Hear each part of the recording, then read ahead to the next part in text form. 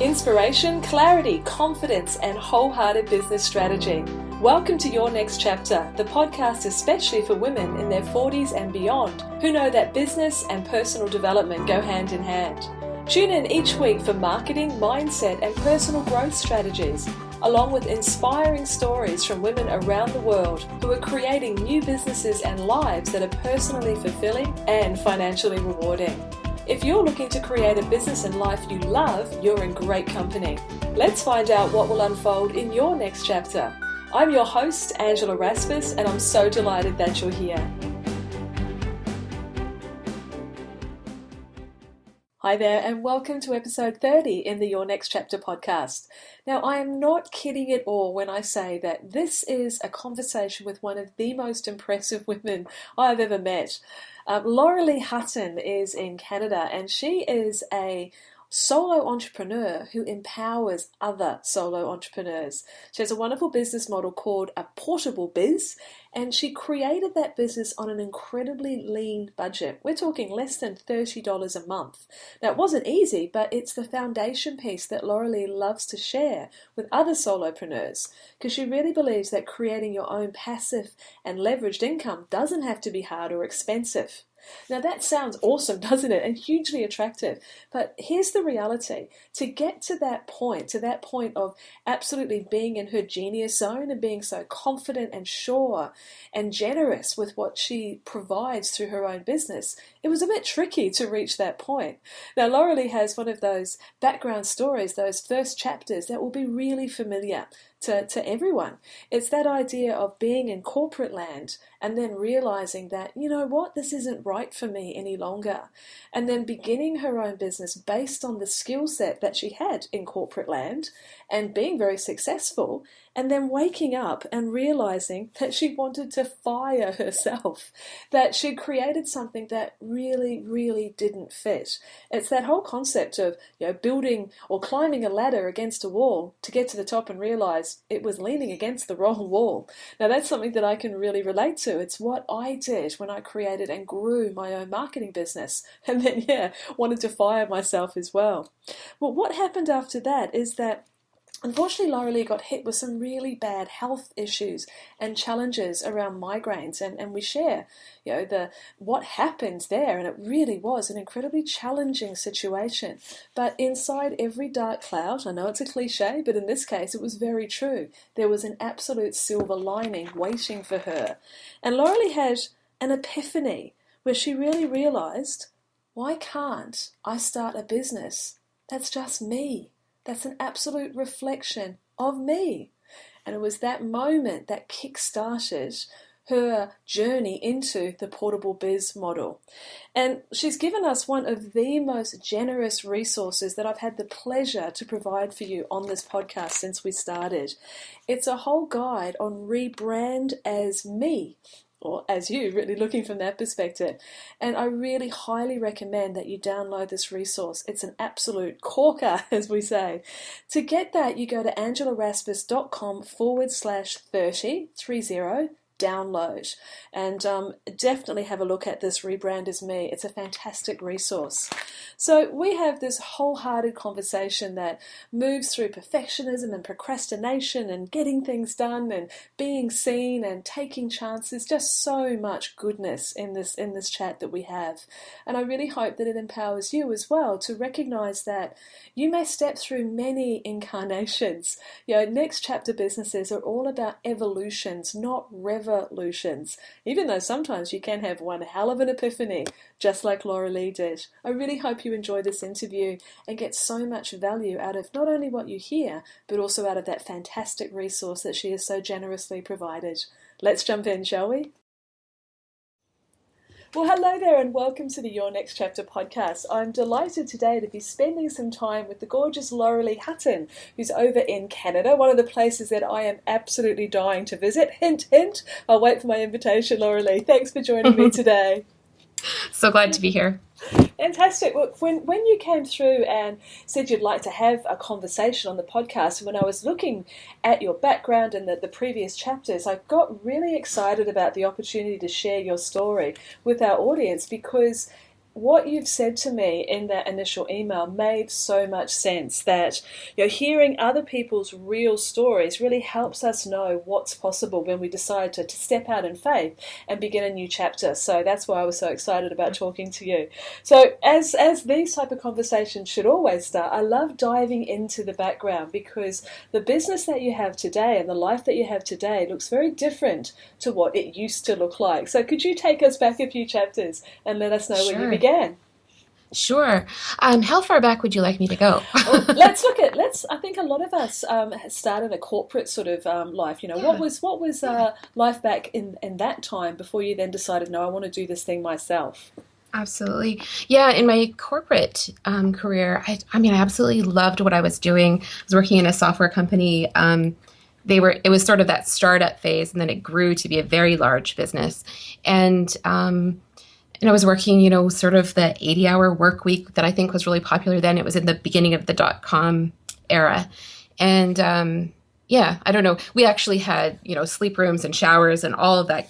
Like, we worked and played at work. It was Wow. fun. It was fun. It was fun, but it was, also a huge life commitment. And then I've always had migraines, and that was one of the big things that I think I really struggled with at work, because I knew that I was taking sick days for that. And um, at some stage, I started to crave working at home and not having to, even though my work was very flexible, I didn't, they were fine with me taking time off. I would make it up on weekends or whatever. My job needed to get done regardless, so I just worked because I enjoyed it. Um, but I eventually made the move to working from home. I wanted to start a family, and I thought that having a job from home would kind of give me that flexibility to raise a family and do the work that I was doing. So that's what I initially started. I didn't end up having kids, and I think what I did was threw myself into that work, and it became my baby. And I started working the exact same work ethic I did at my corporate career, and working the 80 plus hours a week. Wow, So that brings back yeah. some memories. So I remember when I was back in corporate land, and you sort of lived for the work. We didn't have sleep Yeah. rooms. We did have. Oh, I worked in media at News Limited, and our journos certainly were working all hours of the night and day, and the printing press yeah. was always churning, etc. But things were different back then, and I guess Yeah. I made some of the choices of wanting to change, because I became a stepmom, Mhm. and then we did have our own children as well, and yeah, it just wasn't an option to go back to that sort of treadmill any longer. But Yeah. I love your description when you started your business, which we'll delve into now, and you didn't end up having children, but your business became your baby. So it Yeah. sounded like you put a lot of love into what it was that you were creating there. So let's talk about what you were getting up to in that particular business. What was your service? What were you actually doing? Yeah. Well, I started it initially, it was meant to just be financial software training. So I was teaching people how to use their accounting software, because I Mm-hmm. was an accountant at my corporate job. And the corporate job that I worked at was building, they actually built financial software. So it was QuickBooks, the Oh company yeah. Intuit. Yeah. and, and so I was teaching solopreneurs, small business owners, how to use the software so that they could do it themselves and not have to spend as much tax time and all of that good stuff. But then I eventually brought on staff, and we did bookkeeping and tax prep, and the whole gamut of small business accounting.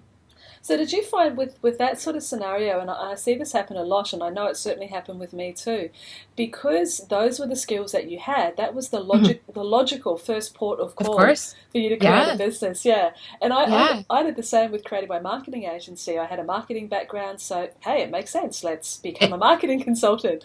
But it does. with me, the business grew, and I looked on your website and related very highly to the. I had an office downtown, I had staff, I had this and that, and then I stopped it all. Yeah. And with me, it was the business was building, and I was following the path, but I'd never paused to ask myself, is this actually the path that I want to follow? Because just Yeah. getting bigger is better, surely. And I never Yeah. paused until it almost became too late. Slammed with health conditions, etc. Did you have a similar feeling? Did you, in with the benefit of hindsight, were you building without realizing that it wasn't a fit for you, or did it just change at some point? Yeah, there were a couple of phases where I had the opportunity to build and make it bigger, and I decided to stay small, probably around year 4 or 5, and I did stay small for a while, and then something did shift for me. I went into a business mastermind, and I was being challenged to kind of accelerate, start charging higher fees and really growing, and so I took the challenge, and I think maybe I didn't, maybe I was just kind of swept up in the I was swept up in the moment, I think, is what happened. And it wasn't really what I wanted. Like you, it just really wasn't what I wanted. Well, I mean, part of it seemed that it was what I wanted because certainly having more money should ultimately allow you to step away from your business and be more autonomous. But it wasn't, so I certainly wasn't ready for it mentally or physically. My management style wasn't up for it. I think that was the big thing that I noticed partway in is that I still really wanted to be hands-on. I missed doing the consulting work that I was doing, like missed it terribly. And so, 80% of my day was really managing my team as opposed to actually doing the work that I love to do. Oh my goodness, I think we must have been living in parallel universes. Yeah. And so I started resenting it, right? Yeah. It was like, I don't even want to go to work anymore. This isn't fun for me. Mm. Yeah. And it's I guess with many of us who start our own businesses, I mean the reasoning behind it and the desire, it often starts from that real place of love. I love what I'm doing. I'm enjoying Yeah. this. I'm good at it. I'm helping Yeah. my clients. I'm making an impact. And then if we shift away from that, I was the same. I had a team, and suddenly I found myself as a project manager Right. and a proposal writer and this sort of stuff. Yeah. And it's like Yeah. And like no. only the biggest things come to you, really. I mean, you're managing your team, but like the only, there's just, you don't get to pick your projects anymore and you don't get to meet in those initial first meetings with Mm. clients. And it just wasn't, yeah. The parts that I loved about my work, I didn't actually build into the business I was building. This is Silliness. such a key point, isn't it? Because such a Yeah. key point. I mean, this whole creating our own futures, creating our own enterprises, Mhm. we really need to wrap them around the things that we love. Now, I'm not saying that everything you do in your business is going to be lollipops and rainbows because Right? there is some stuff that just has to happen and you Yeah. have to get done. But I mean, you can outsource or you can minimize that. But Mhm. that really wrapping the core of the business around the things that bring you joy makes sense to me. Yeah, it does to me too. Although I do wonder if maybe I wasn't clear on what parts I really loved until I went through the experience of finding out what I didn't love. Ah, that contrast. I reckon Yeah. that's really important for us to Yeah. be aware of what don't I like. Okay, what does the opposite of that look like? So what happened Yeah. there for you? Can you expand on that? Yeah. Well, what happened like when I actually realized I didn't like parts of it? Yes, like how did that become obvious and what did you do as a result? Yeah. Well, I mean, it became really obvious when I literally was waking up every day thinking, I wish I could fire myself. Like, why? Like, so okay, I've got the role of the general manager of this business, and if I were, if I was working at any other company, I would fire that person whose name is Loralee Hutton, and make her leave because she's not doing anyone any favors. That's what I really felt was that I wasn't doing the company I wasn't doing it any favors. I was like, yeah. And so when I started having that, noticing that I was doing that every day, having this sort of bizarre conversation with myself, I did start looking at subletting out my office space and kind of cutting some things down. I let a couple of staff go. And then that didn't go quite as nice as I maybe would have liked it. And my health kicked in. I got really, well, the migraine thing became more intense. And I had um, my doctor actually suggested doing some kind of an experimental migraine treatment. And so at this stage, well, I'll tell you. So I started taking this medication on Thanksgiving weekend, which is in October in Canada. And he said, like, make sure you take some time off. And I assumed that he meant a long weekend. So I started taking the medication on Thursday. And by Sunday morning, I'd lost the ability to speak. And Whoa. yeah. And so for 3 months, I had to retrain myself to speak. And I basically, the medication was rerouting my neural pathways. And I basically lost the knowledge that my actual accounting training, I lost most of that knowledge during that time, during those 3 months. And as I was starting to come back to what it was that, I wanted to start working again, I realized I didn't, I hadn't wanted to anyway, or I wanted to change. And it was just a perfect time for me to make that change since I would have had to actually go back and retrain. Um, I could access the memories when I would, if I was studying, I could actually re-access the memory if I needed to, but I had to retrain my brain to actually find the resources, and it was a lot of work, and I just decided not to do it. It's interesting. I mean, that must have been an incredibly scary time when had to have to go through that sort of experience. And again, I like looking back with what I call hindsight, and Yeah, you can see the gift within certain things that happen. Now, I'm not, absolutely. I'm not going to stand up here and preach and go, "Oh, you were so fortunate to get so unwell. Aren't you lucky? Because look at what opened as a result." But if we go under the surface a little bit, did that, that experience, did it help you start to recognize, hey, what's important, what's not, making the choices that really Yeah. honor you better? Yeah, absolutely. And the funny thing is that funny, I don't know, is that it wasn't scary. I actually had no mental chatter whatsoever. It's probably the Wow. only time in my life that I've had complete calm and peace. It's um everything was quiet, and and in some ways I really missed that time because there was just nothing, there was no I had no demands, no pressure, and just quiet inside my mind. There was really nothing there. So I didn't feel even the anxiety of not having something there, if that makes any sense. That actually sounds incredibly attractive, I have to say. Yeah. Um, Yeah. I don't think that you can make a living from that. No, Yeah. but to come from that space, actually, I was just earlier this morning. One of the people whose work I've discovered recently is a fellow by the name of Dr. Robert Holden, and I'm reading his book, which is Authentic Success, and it talks about in one chapter, it talks about the importance of stillness, the importance of Mhm. calm, the importance of quiet, and about are we able to, when the water is muddied, are we able to wait long enough for the water to clear and the ideas to float to the surface? Because we move so often in such a busy, hectic, frantic world, juggling so many different things, that we don't necessarily or don't often have that ability to embrace that space and that stillness, or the patience even sometimes in my Yeah. case, to Yeah. embrace, to allow that stillness to be around us so that we can get the clarity on the direction that we want to go in. So in some Mhm. ways, or what did happen with you was a gift. It was a huge gift. Absolutely. Without a doubt. It So was, yeah, I mean, it was a medication that was an experiment that didn't work, but it worked in a way that, yeah, that wasn't expected. It was yeah, a bizarre gift. and Absolutely. and that's interesting, isn't it? The whole sometimes we cannot possibly imagine what our solutions to the problems that we're facing are going to be. Yeah. That's the letting go part, isn't it? Yeah, yeah. I Mm, mean, it was a huge experience in letting go because I did literally have to let go of physically everything at that stage.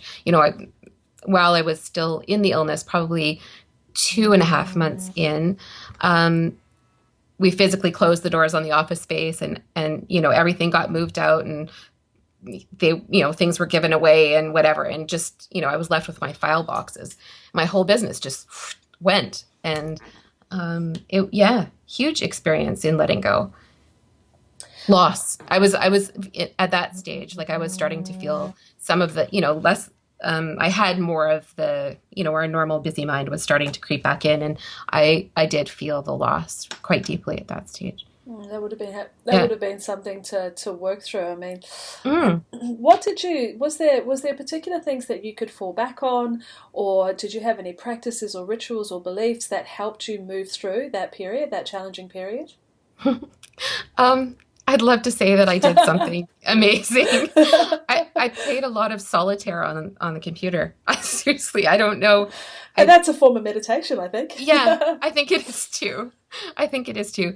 And um and I guess I daydreamed and I talked to friends and went out for coffee, and I guess I just had a time where I was able to, I don't know, just dream about what I might do next.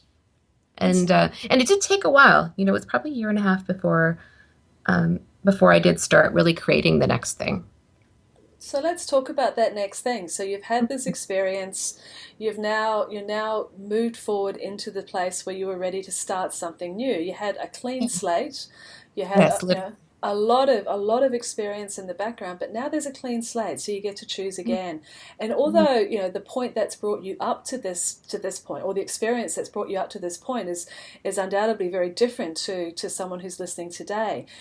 A next chapter is that concept, is that I've reached this point and now it's time to start something new, and Yeah, something that if I've got more awareness, or I've started to build more awareness about what it is that I don't want, that makes it a little easier to start to begin to explore what you do want. So yeah, there is parallels here, and for anyone yeah, who's listening, you don't have to have an illness or an experience like Loralee to bring you to this point where you go, you know what, it's time to start a new chapter.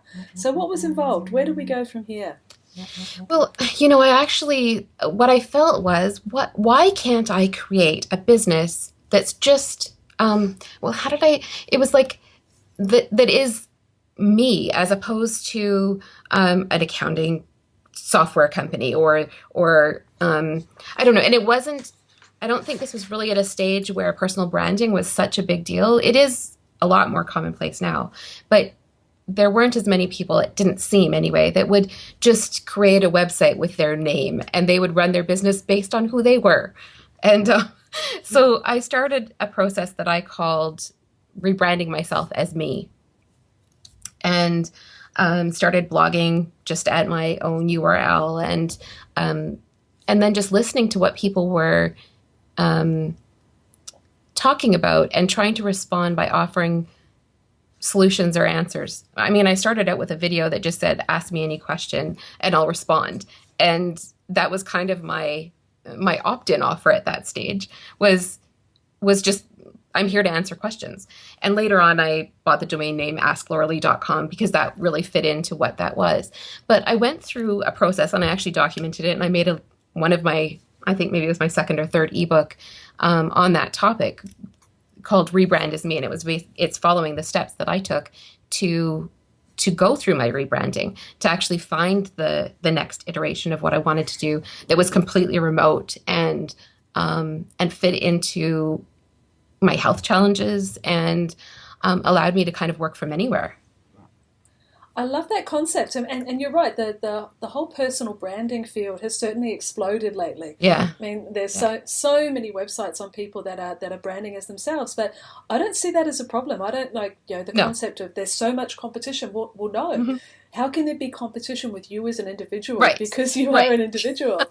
And just as you're as right, you're talking, and I'm the pictures that are coming up for me is this concept of a lot of us when we're starting our businesses, we don't want to change the world, we want to change our world, or mm, our slice of it. And so that idea of there is space, there is opportunity, there is a niche for us as individuals offering our yeah, services. We just need to connect with our yeah, people. exactly, Now yeah, that's a big statement. Oh, we just need to connect with our people. I mean, it's yeah. not. It's It's it's so broad. It's so broad. Yeah, I mean, my goal was, if I could just help one person change something in their life Mm.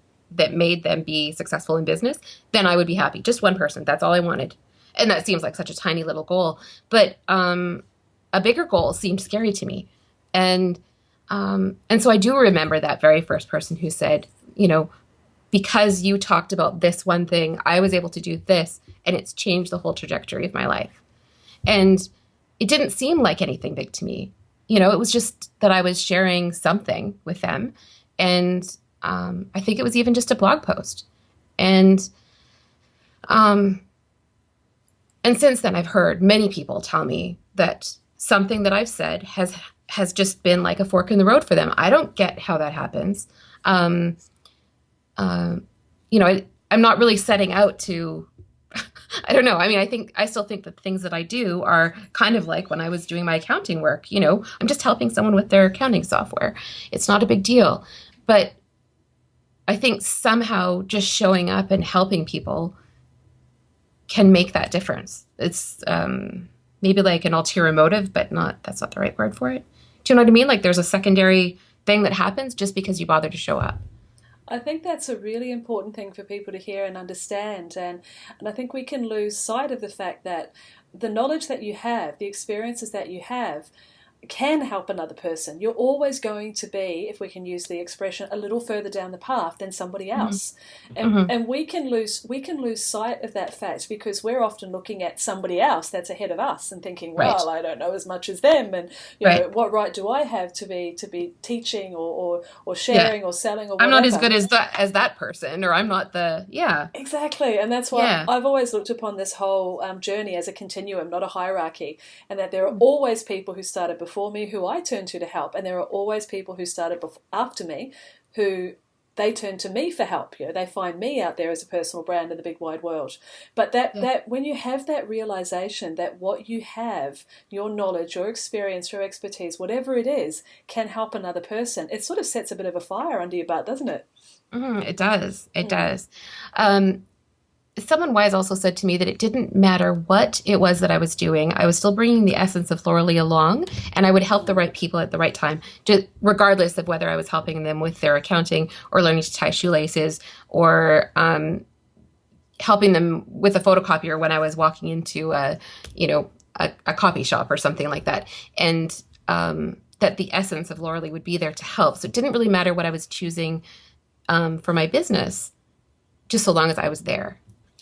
That is such a breath of fresh air to hear, because it is so freaking true. A lot of people are chasing their purpose. I mean, I think, those big questions, and certainly, why am I here? What's the meaning of life?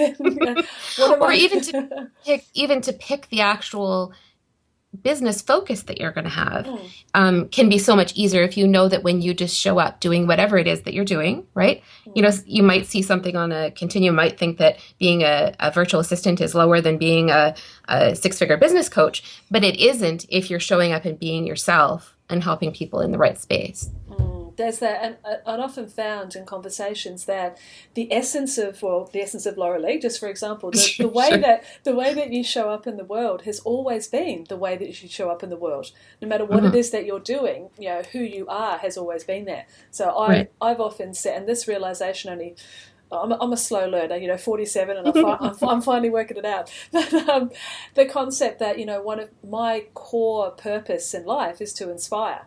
Now, that happens in lots of different ways. And if I look back through my life, where I feel at my most fluid is when I am in some position where, by having a one-off conversation with a single person, to running an event, to speaking at the recovery groups that I'm involved in, to hosting a podcast, everything, that the thread of connection is always that opportunity to inspire one other person, just like you said.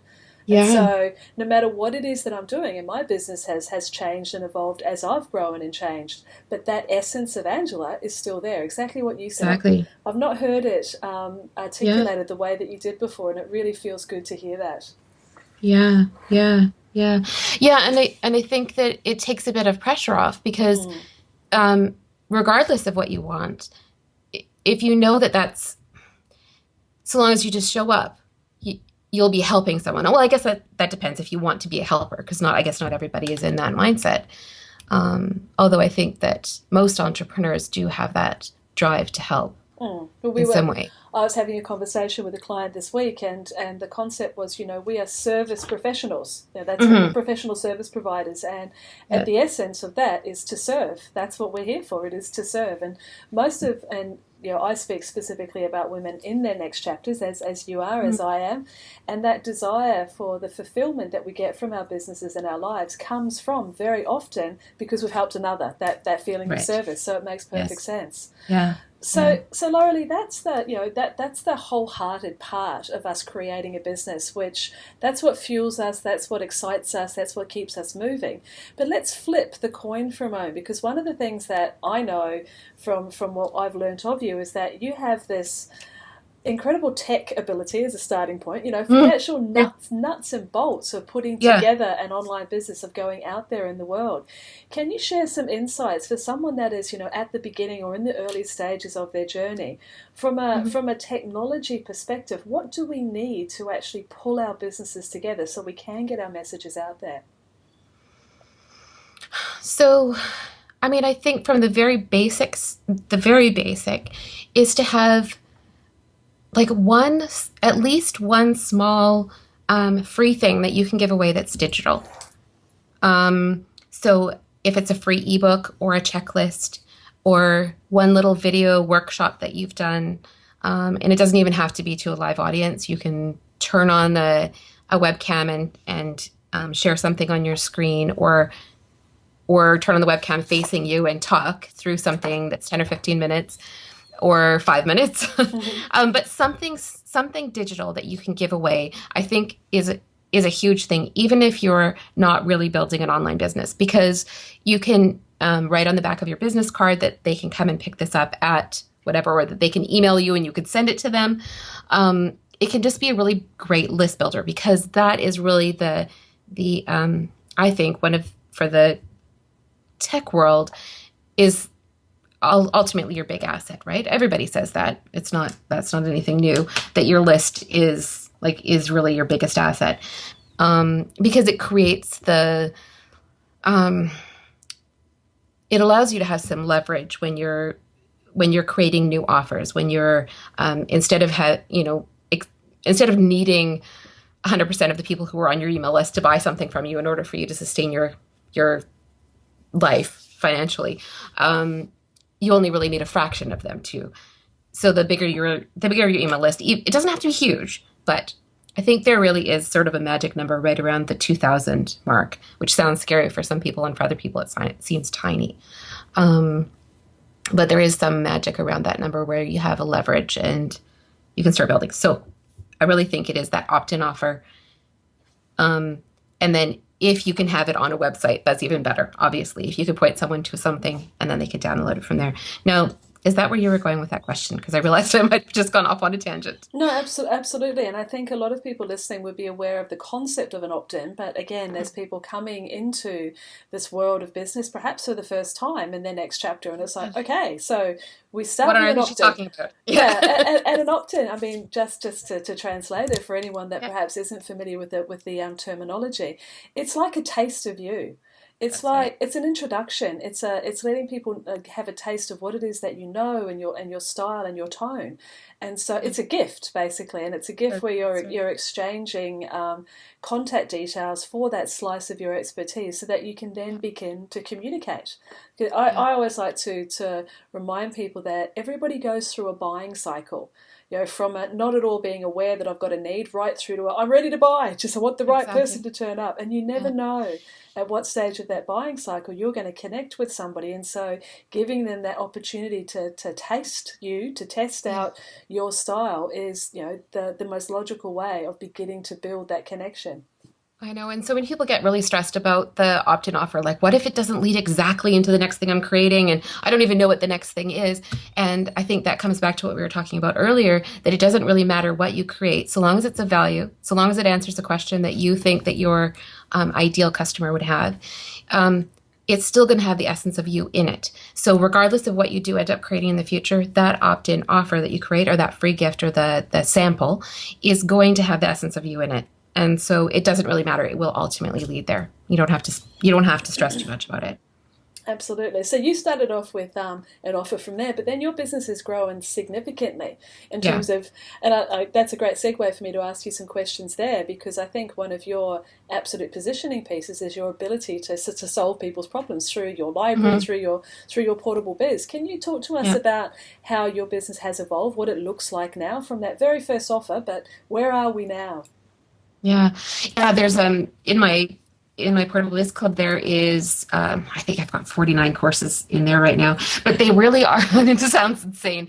I'm not sure if I mentioned this to you before. I know we didn't on this call, but I had in 2013, I didn't have a buy button on my website, and I was doing inventory because I have a background in accounting, but I was doing digital inventory this time, and I had 51 unfinished products at the time. It was insane. I mean, there was nothing for sale on my website, and I thought, what? I went through depression over it. I actually thought I was a huge failure. And then in 2 months later, in February, I decided that I would start creating them and giving them away as part of a club once a month. So anyone who was a member of my club, so exchanging email address to be part of this insider group, would get my free gift, would get one of these products that I was creating, which is an answer to a question that they already had. Once a month for the however long into infinity, as long as I could stand doing it. And so within that first year, I finished 13, and then now I think I'm at 49. And so ultimately, what is happening is that the people who are kind of in my circle, they have questions about tech related things usually. Whether it is even about building their email list or how to do a webinar or creating their first digital product, those kinds of things. And then I put together a course of sorts that helps them get from I'm scared, I don't know how to do this, to we've already finished it. And that's a big leap to be able to take people through that. It's really reassuring to know that there's a place to go where all these questions can be answered. So it sounds as though what's happened here is that your business has evolved. You've looked at, okay, where's my skill set? Where's, as you said, some unfinished business that I have? Do I want to finish this? And were you feeling quite inspired and motivated to actually create those products? Did that feel like a really good fit for you? To finish them, absolutely, without a doubt. Yeah. And I mean, that's where I actually started a program called the 14-Day Product Challenge, where I helped other people get their products finished. And the little tagline for it is because finishing changes everything. And it literally did change everything for me. Finishing that first one in February when I started that club, which was called the Biz Training Club at that stage. And I mean, I just picked a name out of the air the day that I decided to start offering it. I put no thought into it whatsoever. But I put the offer out and I started creating that first product, and I finished it 4 days later. And because I'd already had some headway and I had made other digital products for people, I just wasn't selling any of my own. And finishing that first one and making it available literally made such a huge impact on me that I think I had energy for like 12 months just from finishing that one and knowing that I could do the next one, and then knowing that I could do the next one and making them better as I went along. It was very empowering. So it sounds like what you managed to do there, which stops a lot of people in their tracks, is that you move past that concept of perfectionism. Mm-hmm. Because it's that paralyzes us. So it's better, absolutely, better done than perfect, as they say. Yeah, so exactly. Do you think, well, from your personal experience, and I'm sure people listening can relate to this as well, that procrastination gets in the way of so, I love that line, because finishing changes everything. So how did you, or do you have any advice here on how you actually push through that wanting it to be perfect, how you actually push through that procrastination to get to the other side? For me, there were a couple of things. One was telling people that it would be ready on a certain date. And yeah. And the other thing for me, I love a sale.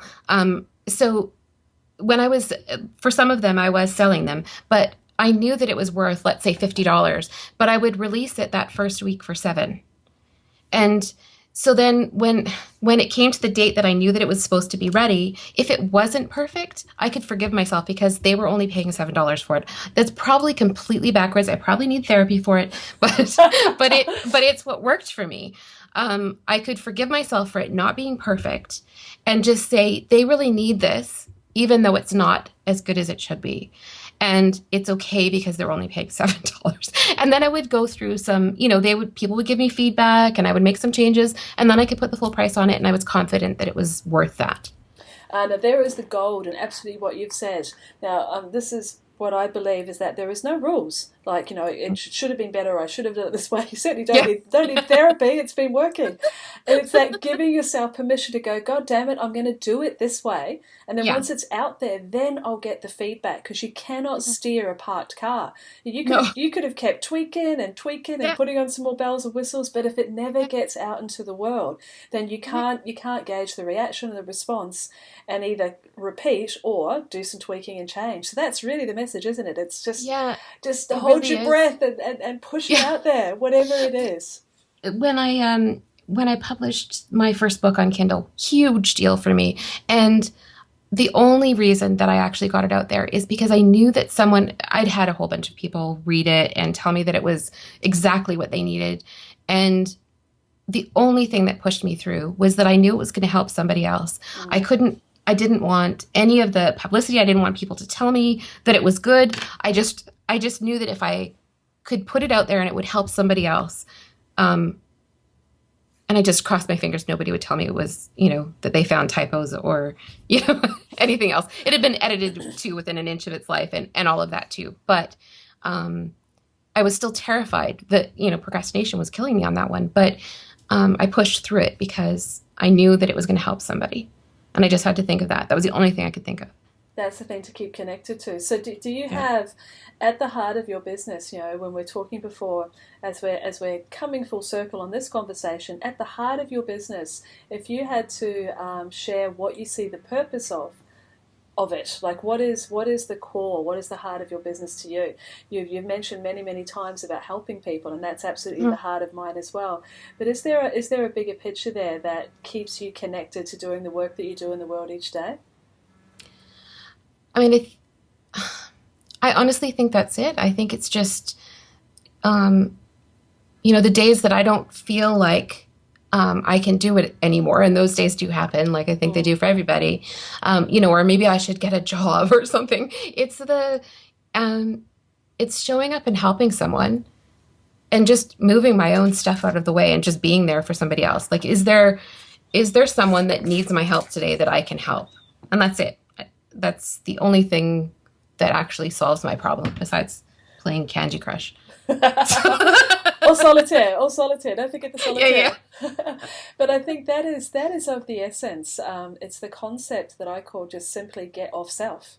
Yeah. Because when you are, and I know you've shared with me and that there's been challenges, and obviously the migraines in the middle were huge challenges for you, but I know there's been other personal things that are happening in your family that throw real roadblocks up for us, and I've had similar challenges as well. But when I focus on someone else, when I get off my own pity party, so to speak, if I can be so bold, then that lifts me again, and that keeps me moving again. It's so easy to get into that headspace of why me, and why is things so hard, and I'm not going to be able to get through this.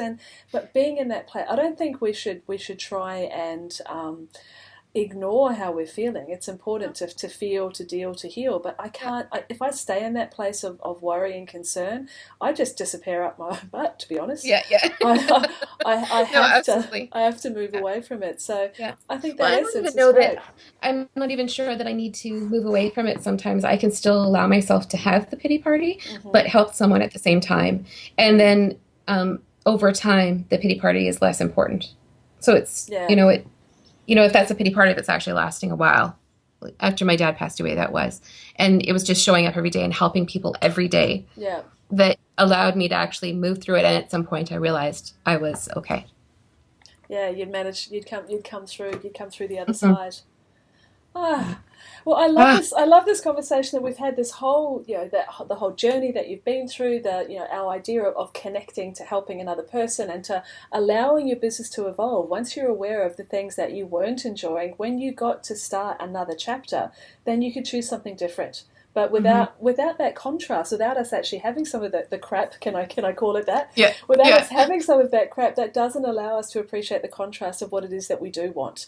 And I think our next chapter businesses are evolutions. They're not revolutions, they're evolutions, and we'll keep on moving and we'll keep on shifting and changing as we go forward. So we've got the fulfillment side, the inspiration side, but we've also got the practical side. And I'll make sure that on the page that I do point to, I know you've got a wonderful page on your site that talks about all the different resources that you've made it easy for us. You've got a whole list there of the things that we can use to actually grow our businesses online as well.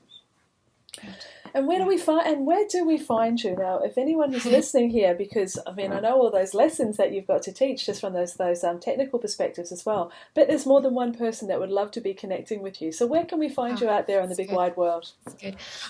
Well, my main website is at LoraleeHutton.com, and then all of my resources and those tools and tips and things are at the Portable Biz Club. So it's portablebiz.club, and it's a free membership. There is a paid version, but there's a free membership that gives a gift once a month, and a great community, great Facebook community too. That's definitely worth joining. Some really cool people there. Beautiful. Well, I'll make sure that we've got those links on the page so that Thank everyone you. can find Thank you. you.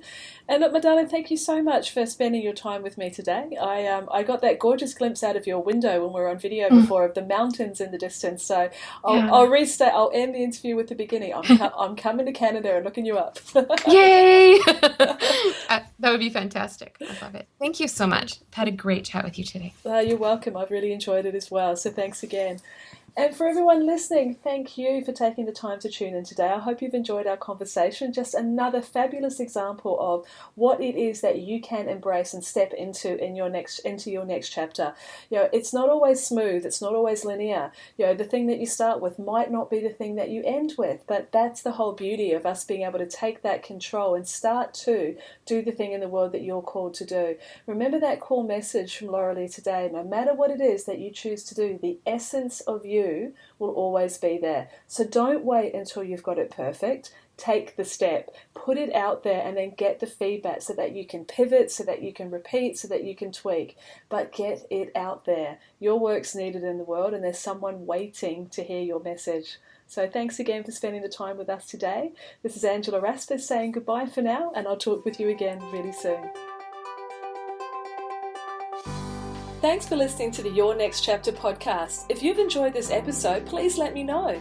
Pop over to angelaraspers.com to subscribe to the show and leave a review. And whilst you're there, you can also enjoy valuable free resources, including show notes and downloads, along with the Next Chapter community, where you can connect with other wholehearted women on the same journey as you. We'd love to welcome and support you as your next chapter unfolds. See you next time.